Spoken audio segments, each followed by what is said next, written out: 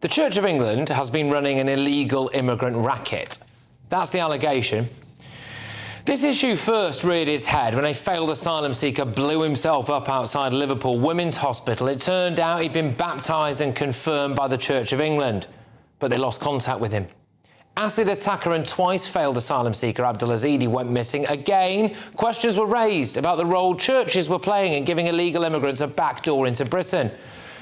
Then this guidance for Anglican clergy emerged, giving them tips on how to help asylum seekers, how to vouch for them and help them stay in Britain. And then the former priest in Darlington, Matthew Firth, went nuclear. He claimed that the Church of England was running a conveyor belt of dodgy asylum claims, baptising men who were not Christian, with Asian men with bags of cash in attendance, and essentially a ready army of crooked lawyers waiting in the wings.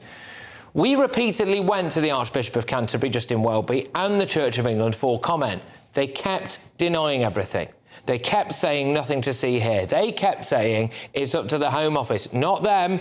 And the Bishop of Chelmsford, the Right Reverend Gully Francis Decani, refuted the increasingly convincing claims again today.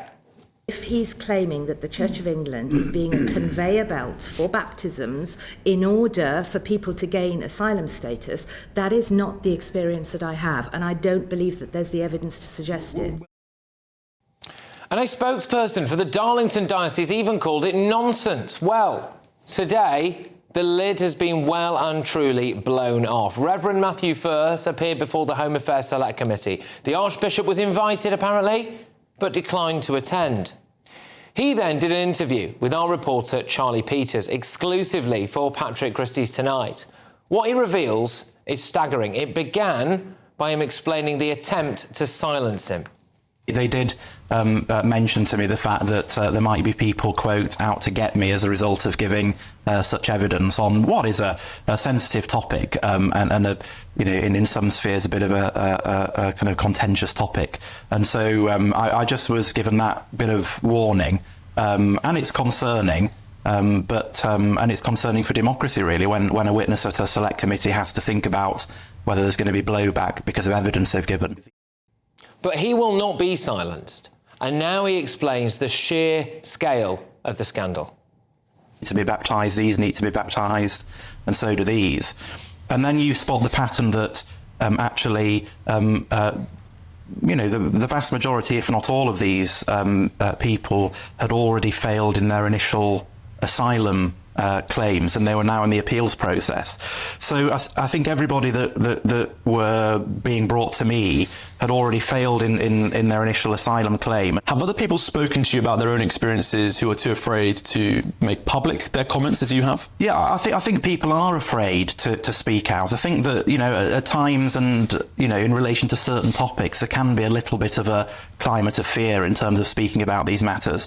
I've had colleagues in various parts of the country saying to me either that it's happened in their patch, or they've seen a similar dynamic in their patch, or they've said things like, oh, well, yes, we all know this sort of thing is going on all over the place. So it's almost like an open secret that people know that this dynamic is happening, where people are seeking baptism for the purposes of asylum claims. Yeah,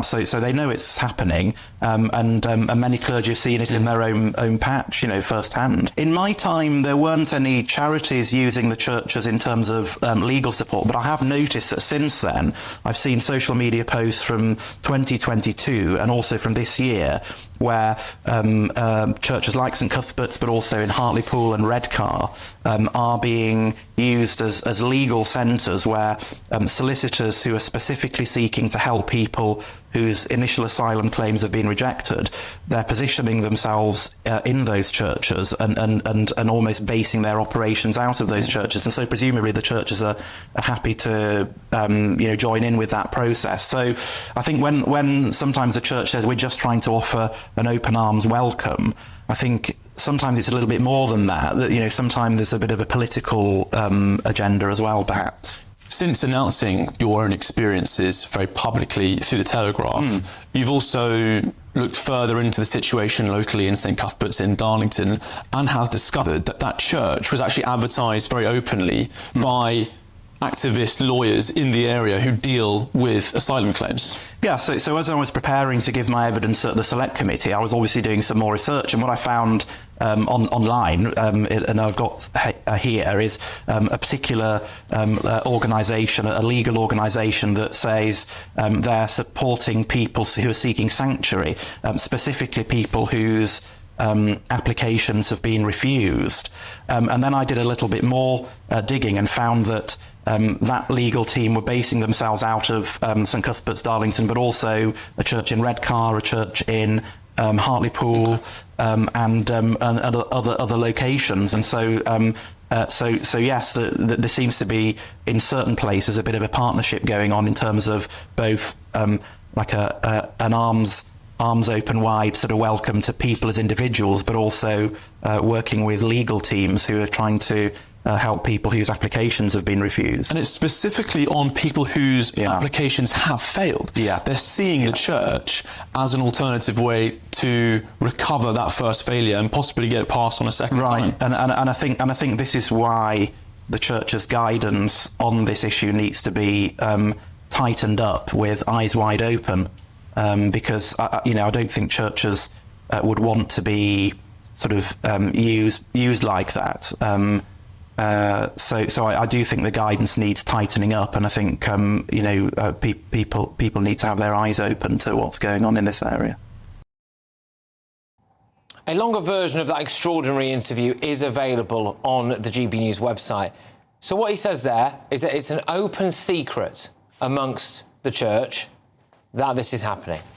Charities specialising in failed asylum seekers are now operating out of churches, okay, and that there is a massive political agenda within the Church of England.